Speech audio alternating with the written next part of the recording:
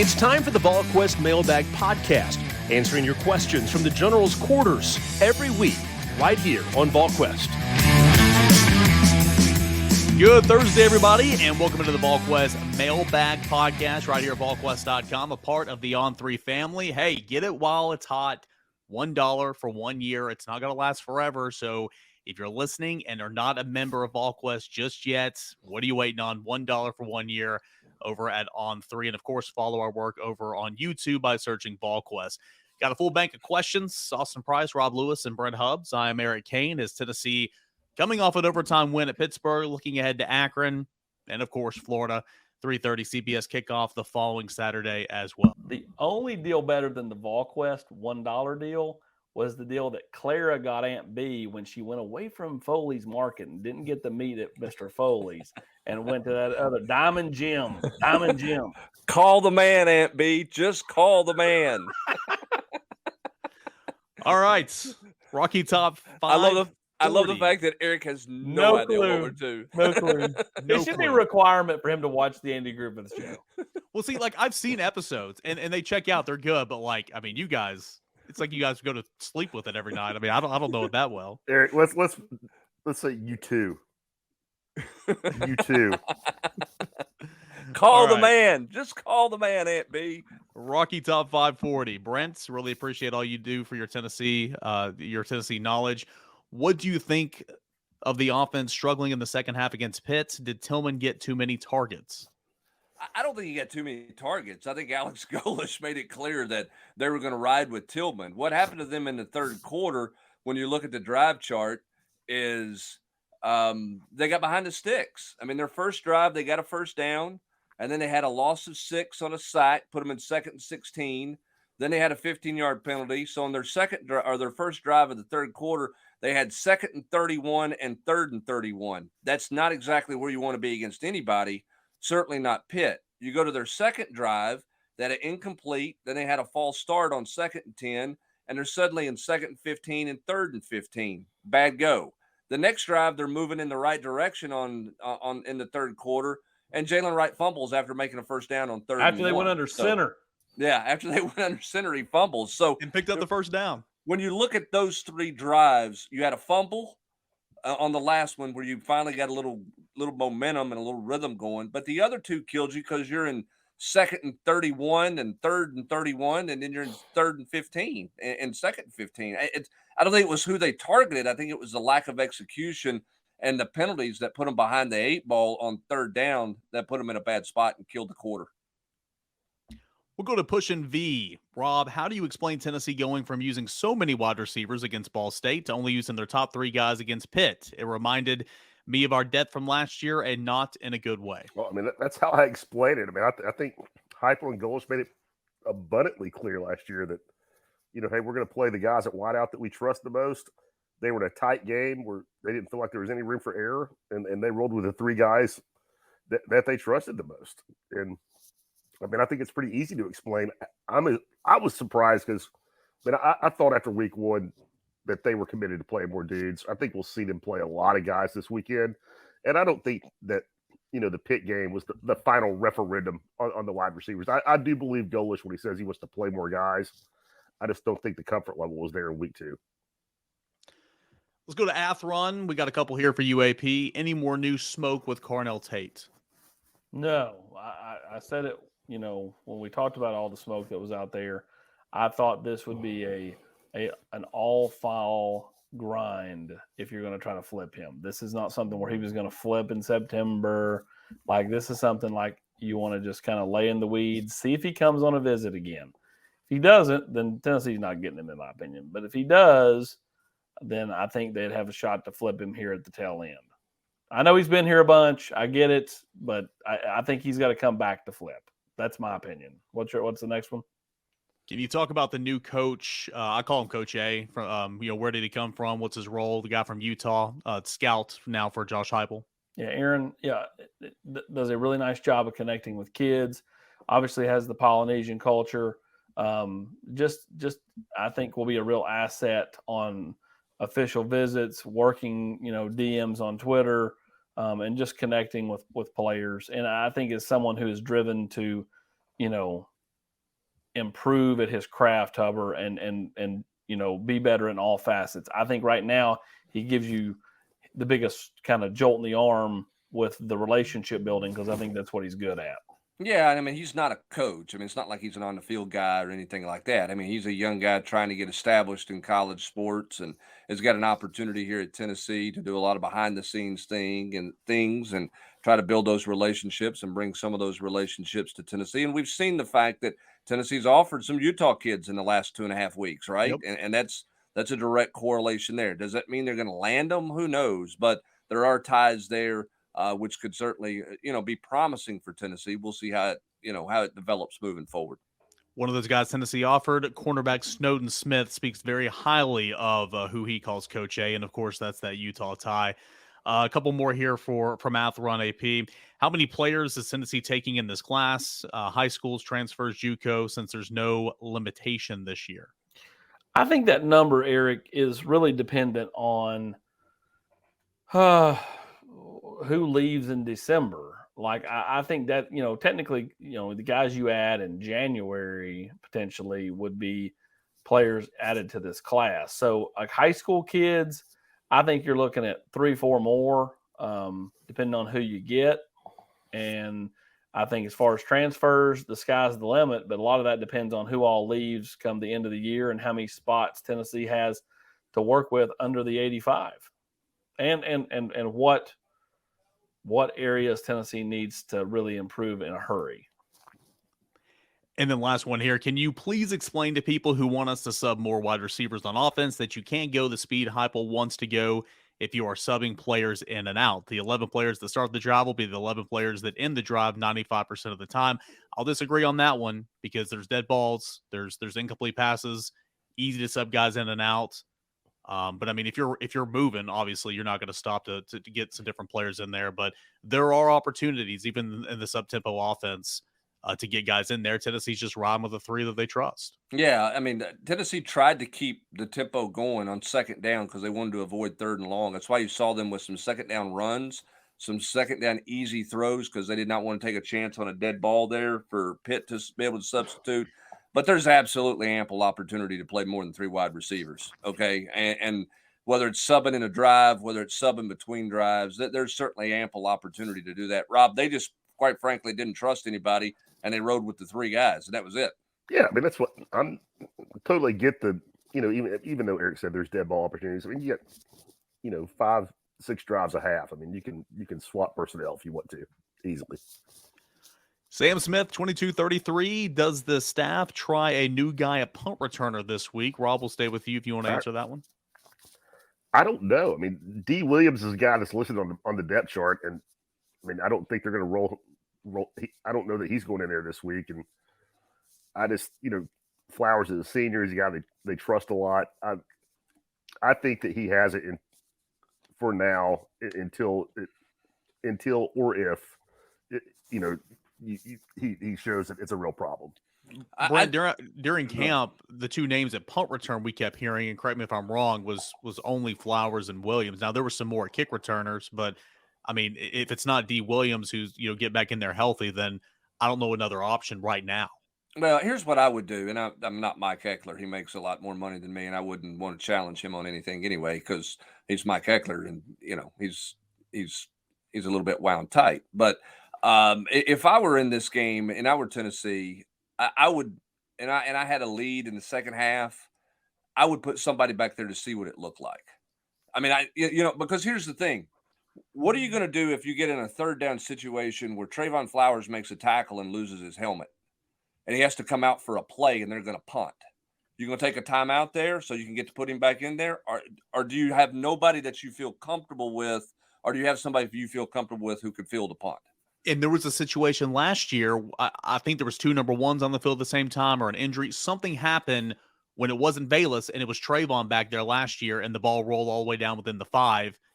And I know that's chaotic and it's in the middle of a game and everything, but if you got somebody some more reps, like a Trayvon or whoever it may be, maybe that wouldn't have happened in that situation. I forgot what game it was, but that was a situation last year. This is your only chance to experiment to see if you feel comfortable with somebody back there without putting them into an immediate pressing, stressful situation, Austin. I mean, if you don't experiment with it at some point in this game, then I think you're riding Trayvon Flowers all the way through the year unless D. Williams gets healthy, and I don't know when or if that's going to happen. Yeah, that's right. And when you think about like even like little things like this is your last opportunity until UT Martin to get somebody like Joe Milton a lot of reps to keep him sharp. Because, I mean, let's face it, you're probably not going to get blown out or blow out the next time 2 or 3 opponents, right? So, to me, like this game is important to sharpen the craft, to test things that you want to, see how they work out. So, I'm with you, Hubbs. I think this is the perfect opportunity to say, all right, you're going to handle the first couple, but the rest are going to go to player X. And let's face it, if you do what you're supposed to do, Akron should be punting a lot, right? So, you should have ample opportunities to get somebody some quality reps. One more here from Sam Smith and Austin, Rob. We're not punters. Brent's not gotten any punts off here since the new hip, but he'll get back out there in a moment. But have you guys learned anything schematically or seen anything from Brooks that makes him kind of different from this year compared to last year? I just go with the low snap, Rob. I mean, like he was digging him out at his ankles multiple times Saturday. He's naturally a tall guy anyway. He's 6'5", 6'6", and so if your snapper's getting it back to him down there real low, he's got to bend down. He's not like his operations are already kind of slow anyway. To me, it was just kind of a perfect storm that led to the block punt. I think he'll be better going forward. They didn't punt a whole lot against Ball State either, so in-game punting is not something they've done a whole lot this year. Yeah, I think he's got to speed up. I mean, the snaps slow him down too. I mean, the snaps have got to be better, but I think you got to understand the situation there, right? I mean, Pitt can't score. You don't think they can drive 80 yards on you. So what are the chances that they're going to come after a punt? Probably pretty high, right? So that's a catch and kick deal. Get it out of there. I mean, you got to treat that like you're backed up in your own end zone on the back line. Catch and get it out of there.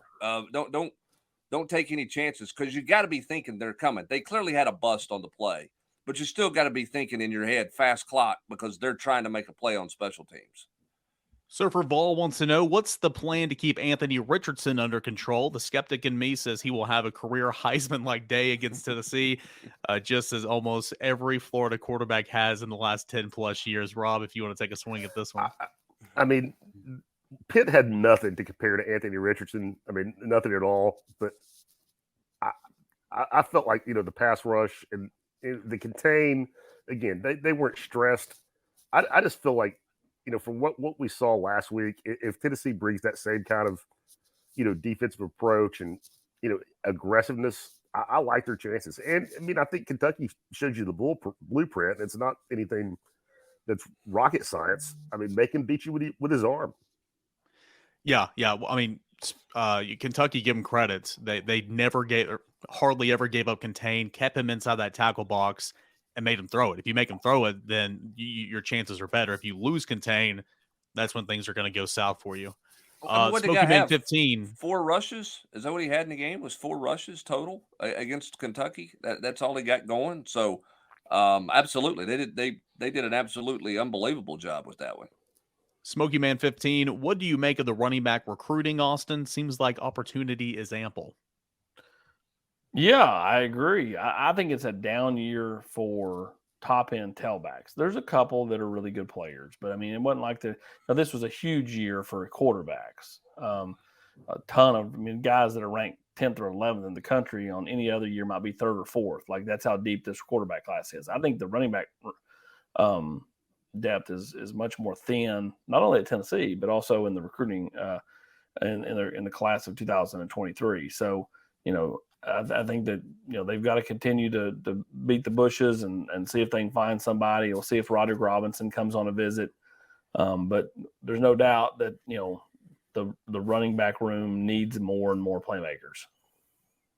iHeart Vols wants to know, do you think Danny White will ever change the south end zone Jumbotron to match the party deck and Jumbotron in the north? I think there's a strong chance of that long term. Now, we'll see. I think a lot of it depends on how well this new section does, Hubs. Like if it becomes super popular over time, like the porch for baseball, then you look at possibly doing that to the other end. But if it doesn't, then I think you won't see that. Well, I don't know if he's asking will he do a matching party deck on the south end, or if he's asking for the screen itself That's what I'm to be the same. The screens are the same. They changed the south screen out this year. Yep. The south screen's actually a bigger screen than the north screen. It just doesn't look that way because of the way the north screen is tucked in. And it's lower. Yeah, and it's a lower screen in the north end. So they're the same screen, same technology. Everything there is the same. I'm with you also. I think what they do premium seating wise in the south end of the stadium is going to be interesting to see. Do they just do clubs on the between the lower deck and the upper deck there? Do they move the media there and turn that and take where the media is at now and make those clubs? I think there's some really interesting decisions on the horizon with the south end zone, which they will start to do some concourse work on after this season. It will not be nearly complete, but they're going to start to do some infrastructure stuff with the concourse in the south end. They're already cleaning out some offices down there. So they're going to move, it looks like, to the south end zone next. That will be a multi-year project to finish that thing out and do whatever they elect to do design-wise. Yeah, I mean, I didn't even look in game one. I mean, I would imagine it's the same picture on both screens, right? You're not running two different productions, right? No. You're not, but you can put different things on the screen if they want to. They have that capability, but in game one, they ran the same screen, same thing on both screens. Volunteer at 87. What did you make of the Florida-Kentucky game? If you had to attribute it to just one team, was it because Florida was worse than you thought or Kentucky was better than you thought? Rob Lewis. I think it's because Utah is worse than I thought. I agree 100. I'll take C. Because I really didn't think Florida was very good coming into the season. And more than anything else, I thought that because of the skill position players. I mean, they just didn't have, a Kadarius Toney or, some of the guys at wideout or tailback that scared you. And I'll even flip it to the defensive side, the kind of, defensive backs that you routinely see them roll out there. And I think they got so much pop off of that Utah win. They got bumped up way too high because they beat a Pac-12 team in a game they easily could have lost. And I just think, I think Kentucky's pretty good. I don't think they're great. I think Florida got way too much pop off the Utah win. This is for anybody here. Same one from Volunteer 87. If you had to guess, when do you think Texas and Oklahoma will play their first games as members of the SEC? I'll take this one. The SEC announcing on Wednesday that the Tennessee-Oklahoma game is not happening. That 24 game is not going to take place. Georgia was supposed to play Oklahoma as well. That's not going to take place. That's an SEC deal. That's not Tennessee canceling the game or Oklahoma canceling the game or Georgia. That's an SEC deal, which makes you wonder, are they coming earlier than 25, not coming earlier than 25? Is the extra conference game coming? We think they're going to go to 9 conference games. When they do, they will take out the provision that says you got to play a Power 5 non-conference team. So what exactly that means, we're not sure, but it sets the stage for a possible earlier than 25 entry into the SEC for Texas and Oklahoma. I don't think it's going to happen in 23. Could it happen in 24? Perhaps it could. But the league announcing on Wednesday that those games are not going to happen with Oklahoma and the 2 SEC schools. Yeah, that was a cross-court pass to Brent Hubbs in the corner for a 3. That's how we did that there. I've had this discussion with a couple of people.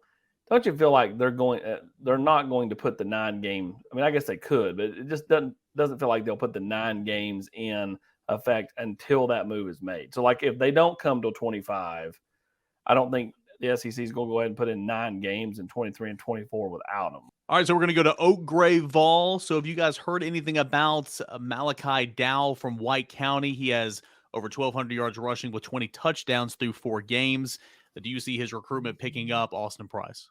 Yeah, I think he'll pick up, at some point in some form or fashion. Is that an Eastern Kentucky, an Austin Peay, a UT Martin? He just added Tennessee Tech the other day, which is the hometown team, so to speak. But as far as Power 5s, no, there's a lot of kids that run for 1 million yards in high school and don't end up getting Power 5 looks. It's just, again, coaches are finicky about size, speed, arm length, ankle stiffness, bone density, like you name it. Ankle stiffness. Yeah, my favorite's bone density. I've always said that. It's like, how do you measure bone density? Does Eric have good bone density, Rob? I can't look at him and tell. Eric Cain Maybe if I walk up, smack him in the leg with a hammer, Rob, I'll figure out if he's got a good bone density. You sound like Eric Cain trying to pick a prom date. Bone density, ankle thickness. I don't have any broken bones, so maybe that's something. Is that accurate? I mean, I'm not going to look it up. 20 touchdowns through 4 games? Goodness gracious. He is putting up 1,000,000 yards, and it's every week. And it's against quality competition. So I get why the questions are happening. Mm-hmm. You know, I've got a cousin that lives in White County. He's been pushing him. I've sent his tape to multiple college coaches and different levels of football and just said, hey, man, take a look at this kid. He's putting up massive numbers. What do you think? Blah, blah, blah. So, you know, we'll see. I mean, you know, again, I get why people are really pushing him. He's having a heck of a year. All right, we'll go to SC Vol 24/7. When Mitchell gets back, would you sit Beasley and rest him for Florida? Brent Hubbs, no chance you're taking Aaron Beasley off this field. It's a great compliment. Again, I mean, Mitchell was a bracketed starter at the beginning of the year. Like, he'll play, but that's just adding depth to the room. But as long as Beasley's playing or anybody's playing this hot, you're not taking them out of the football game. No, this is not the final week of the preseason in the NFL or the final week of the regular season when you've already solidified your number 1 seed. I mean, that's not what we're dealing with here. You're not somebody posted on the board, set Tillman, set Hooker. No, go play. Go play your guys, and that's what you do. And they need to play Mitchell. They need to play him as much as he can. Now, I mean, Omari Thomas doesn't need to play 60 snaps this week. You got to be smart and rotate your guys and get them in there. But you're not setting anybody at this point in time to start this game, in my opinion. With Tennessee playing at Pittsburgh, how was the stadium experience in covering the game compared to other college NFL stadiums you guys have covered Tennessee in? Austin Price? Very similar. I mean, it was a way nicer version of Nissan Stadium, but like the whole like angle, at least for us. Now, Hubbs, I think are you more in the end zone at Nissan, or are you in the middle of the field? No, we're in the middle of the field. Nissan Stadium may be the best seat for a broadcast that I sat in because it sits low and you're about the 40-yard line. It's fantastic. I thought you were in the end zone at Nissan Stadium. What game was that? I was in the end zone in Mercedes-Benz Stadium. I was almost field level in the end zone at Auburn, which is the worst seat to call a game from ever. And at Heinz Field, you're basically in the corner of the end zone. Very similar to Mercedes-Benz. It was a little further away. It felt like a college team that played in a pro stadium is what it felt like. They just don't have – there's not a lot of tradition there. It doesn't have that college vibe. It's a nice venue. I mean, I don't think there's anything wrong with it, but it's a stadium that 2 teams share, right? I mean, that was the Steelers Stadium and Pitt plays there. That wasn't Pitt Stadium. That's the best way I could describe it. We'll go to Rising Fawn Vol. Thoughts on both sides of the line after 2 games? Big chance, small chance, or no chance, in your opinion, of beating Rob Lewis, Alabama? I say no chance of beating Alabama. And this is, I mean, they're my Florida when it comes to having, as far as Hubbs, having to see it to believe it. I mean, I know that, you know, Coach Golish, I thought was really complimentary to the offensive line on Tuesday. I mean, that was my biggest concern coming out of the Pittsburgh game is how they just were not able to generate any kind of push. I mean, average, even if you take the sacks out, they average just over 3 yards a carry. Biggest concern. That was my biggest concern. Defensive line, I'm probably pleasantly surprised through 2 games. We'll go to Everett Vol 86. Will we see running back Justin Williams-Thomas at any point this season? Austin, I think you'll see him. I mean, it's a good chance you'll see him this week against Akron. Yeah, maybe against Akron or UT Martin. Outside of that, then all depends on if everybody stays healthy or not, Hubbard. Yeah, I mean, he's behind. He's 4th right now. Is where he's at. He's behind Small. He's behind Wright. And he's behind Dylan Sampson. That's where he's at. Now, if there's an injury, it might change. If he develops moving along, something might change. But right now, that's where he sits at in the depth chart. Peyton Manning doppelganger. Do you think playing it so vanilla against Ball State was just overpowering them, contributed to some of the poor play and scheme early in the Pitt game? Meaning playing so vanilla, just overpowering your week 1 opponent, did that contribute to the early struggles against Pitt? I would say no. I just think Tennessee got off to a horrible start on both sides of the football. But again, credit both sides of the football for stepping up and Trayvon Flowers making a play to kind of turn the tide there and avoid Tennessee going down 17-0. Rob Lewis, Ball State gave Tennessee nothing to help them prepare for Pittsburgh. Two totally different games, two totally different styles, no correlation.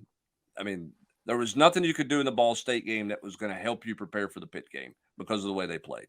Yeah, and I mean, we talked about this a little bit before even Ball State. I mean, I don't know that you necessarily want to start off with a, rivalry game like Pitt did, but I do think, when you get pushed like that your first week, I mean, if you survive it, it's to your advantage. I mean, I think that might have been to Pittsburgh's benefit, in the first quarter, that they had, gone toe-to-toe with and been tested, whereas Tennessee had certainly not.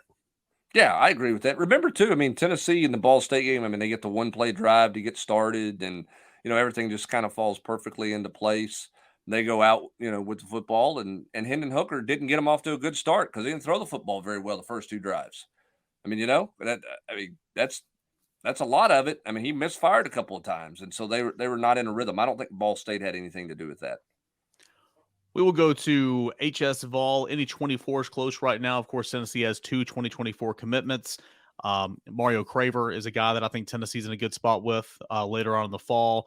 Any big names coming in for the Florida game? Brent Hubbs, Devin Hobbs potentially for the Florida game. And I mean, of course, that list will grow exponentially as we get closer to it. Yeah, it feels like Hobbs is going to be the only official visitor this weekend or that weekend, certainly subject to change. Tennessee would dearly love to get him in on an unofficial and then bring him back for an official, but I don't think that's going to work. So you take the official whenever you can get it. He will be the focal point that weekend. There'll be a bunch of unofficials in, I'm sure, but that will be the focal point for Tennessee that weekend because he's such a priority for them.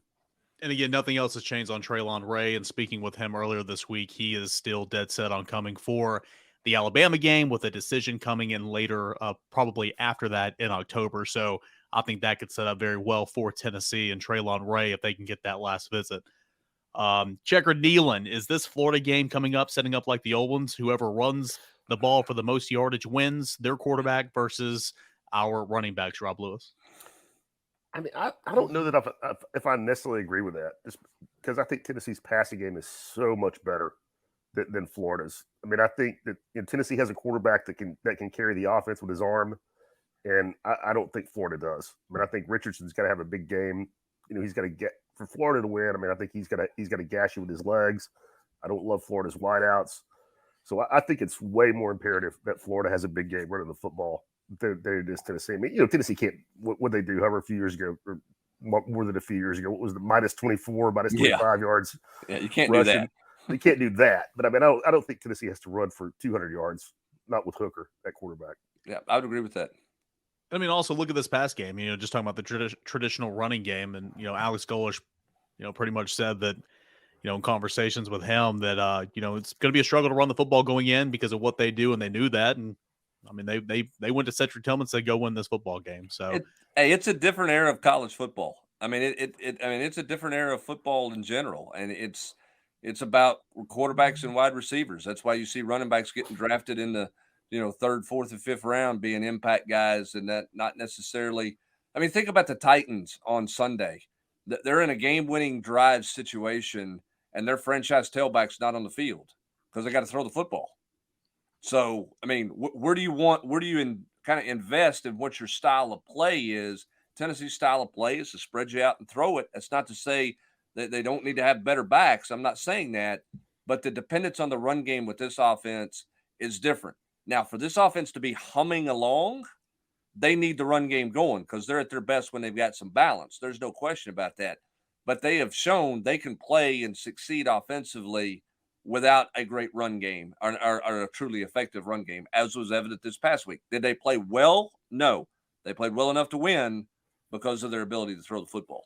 But again, Josh Heupel will continue to say they are at their best when they are running the football, and that's the biggest misconception about this offense. Yeah, no doubt, because it gives them balance, Rob, that makes you really hard to defend, because now you're just counting people in the box when you get to the line of scrimmage if you're Hendon Hooker and Alex Golesh. And like we said before, what you stack 2 or 3 first downs on one another, and you're running the 7th play of the drive and taking 13 seconds off the clock, that's when you really see the tempo start to lean on people. Here's a good one. Squirrels gone wild. What players are legit threats at taking some playing time away from some struggling veterans? What would your starting secondary be if you were the coach? I'll start this one off, guys. For what we know right now, my two corners, Kamal Hadden, it's not like he was perfect the other day, but he's, in my opinion, and I think you guys would echo it, he's easily Tennessee's best cornerback.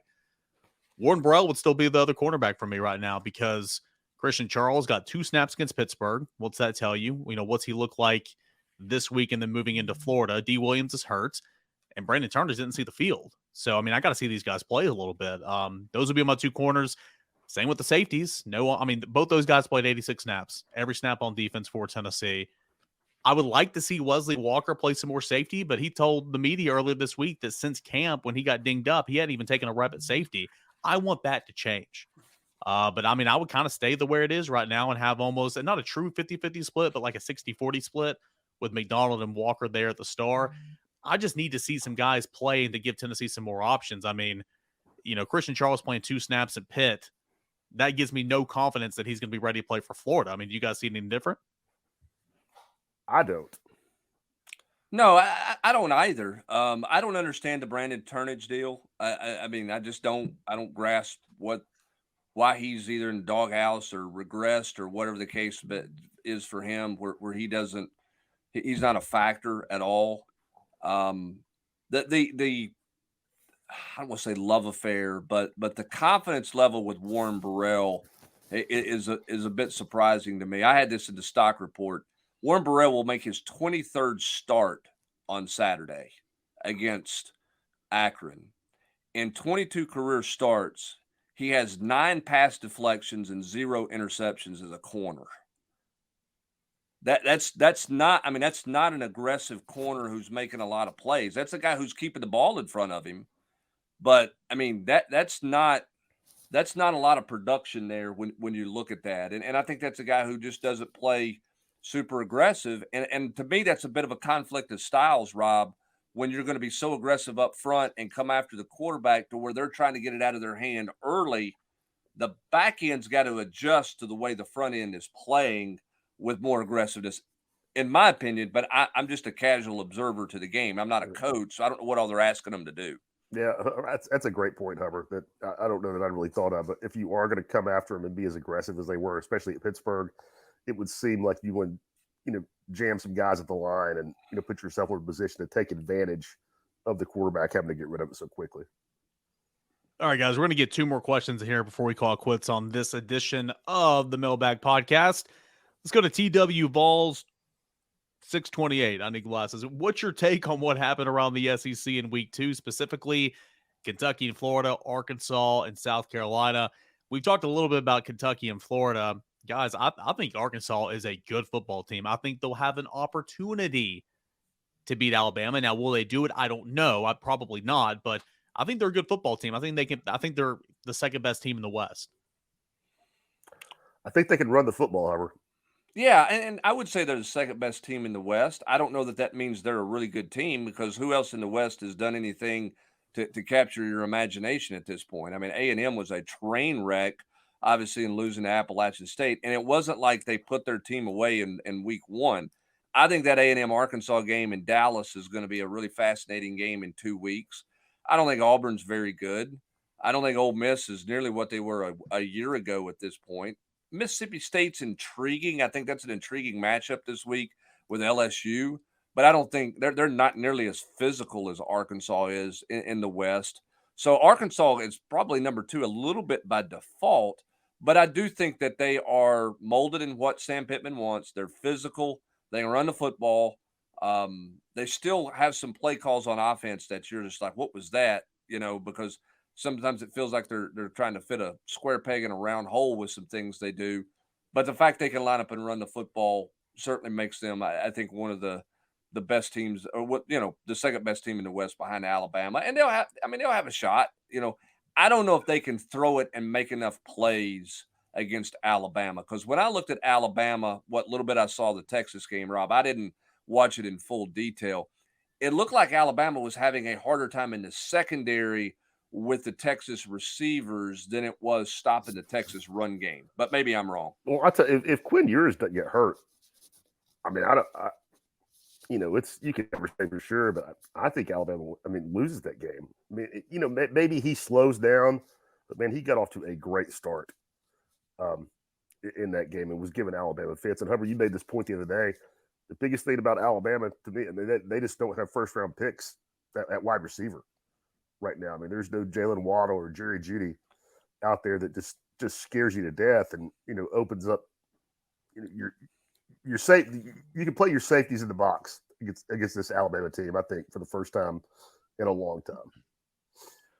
But in the same sense, just like Tennessee and Pittsburgh, I mean, you got to give Alabama credit. Again, no one's rooting for injury, but they knocked out Quinn Ewers from that football game. And exactly. They won that football game, just like Tennessee did with Keaton Slovis. And as Sam Smith pointed out, I think it was in the Monday Night Chat earlier this week, I'm not sure I agree with Mississippi State being a 2-point favorite on the road at LSU this week. I like them. But that is intriguing. I'm intrigued to see what happens there. I just think that Arkansas, Cincinnati's not as good as Cincinnati was last year. I'm not trying to act like it was, but good win over Cincinnati and, winning over South Carolina when the Rattler threw for almost 400 yards. South Carolina's not going to win, the SEC East this year. I just think they look like a solid football team, but I would agree by default. Yeah, but I still think it's a pretty good football team. We'll go to Smyrna Vol. Brent Hubbs, are you surprised by the subpar play of the tight end so far this year? It seemed like this group would be a position of strength coming into the year, and now it seems like it is a weakness with poor blocking and no depth at all. I'll say this, yeah, the depth's an issue right now. Browder's banged up. Miles Campbell is not a factor. I think that the blocking, certainly in the Pittsburgh game, was atrocious from that tight end position. I think Princeton Fance, when something goes wrong, I think that lingers for 3 or 4 plays, as you saw with the penalty after he gave up a sack. Nice little slip pass to Jacob Warren over the middle, and I think a lot of times that's there. But I would agree. I think the tight ends have not been great through 2 games. I think Brandon Warren's played pretty well. I thought he played well against Ball State. I thought he was okay against Pitt. I don't think Princeton Fant played particularly well. That's got to improve. I think the one interesting thing about the tight ends, I thought they would be asked to have to block a whole lot in pass protection. And if Gerald Mincy can hold up and you don't have to keep a tight end in all the time to help with pass protection and to help off the edge, then that opens up some things potentially in the passing game for Tennessee at the tight end spot. I don't know. We'll see. What I feel like with the Pitt deal, Rob, is 4 years in a row those two teams have played each other. I think Pat Narduzzi had a great scout on what Tennessee wanted to do. I think Tennessee had an idea of what they could and couldn't do against Narduzzi's defense, and they found a way to survive through it. I don't think either side really want to play each other anytime soon, but because I think there's such a contrast in styles and what they try to do, what both teams try to do, that it's not the easiest matchup for either team. So I don't think anybody's going to their AD going, hey, can we schedule them again for another home and home? That'd be a lot of fun. Yeah, I agree with you. But with the tight ends, I thought, what do they have? Two combined catches through 2 games? I thought it would be, two through 2. I thought they would be more involved this year. Agreed. Just I can't really speak to the blocking. I think Eric has a lot better handle on that. I obviously saw, a couple of times where Fant struggled the other day.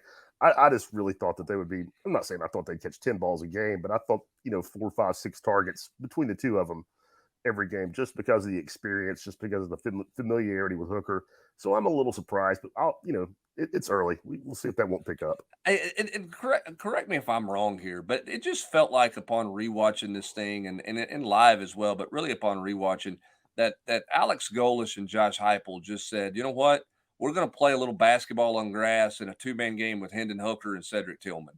Yep. We think our best matchup is Tillman on the corner that we were getting, Devonshire, whatever his name was. We like that matchup, and we're going to attack that matchup because we think he's our most productive, most trustworthy receiver. That's the guy our quarterback likes the best, and we don't think they can cover him the entire second half without giving up a play. Maybe I'm wrong, but that's what that one felt like. No, 18 targets. I don't think you're wrong. I thought it live. I thought it going back and watching the tape, and then even hearing Alex Golesh speak earlier this week, I thought in his words, that was kind of the message as well. I mean, I couldn't agree more. The way I look at it, they said, hey, Cedric Tillman's my guy. He's going to go win this football game. We're going to work that matchup because we like it. And that's what they did. So anyway, you want to spin it? Tennessee is 2-0 and will take on Akron this Saturday. A chance to go 3-0 for the first time since 2016. And then the big one, it is Florida. As fans and as media, we can always look ahead to the Florida game, but don't expect Tennessee to do that. Try to have a better week of practice this week heading into this SEC final dress rehearsal, I guess, before SEC play begins. So that's coming up this week. Plenty of coverage, Volquest.com. We've got all of our weekly features up there. And, of course, discussion at the General's Quarters. Follow us on the front page, and $1 for 1 year. It's not going to last forever, so take advantage while you're here. $1 for 1 year to join us at Volquest.com. And please subscribe and follow us. Like the videos that we always post on YouTube as well. For Rob Lewis, I am Eric Cain. Brent Hubbs is here as well. Austin Price was here for a little bit too. This has been the Volquest Mailbag Podcast. Enjoy the rest of your Thursday, everybody. You've been listening to the Volquest Mailbag Podcast every week right here on Volquest.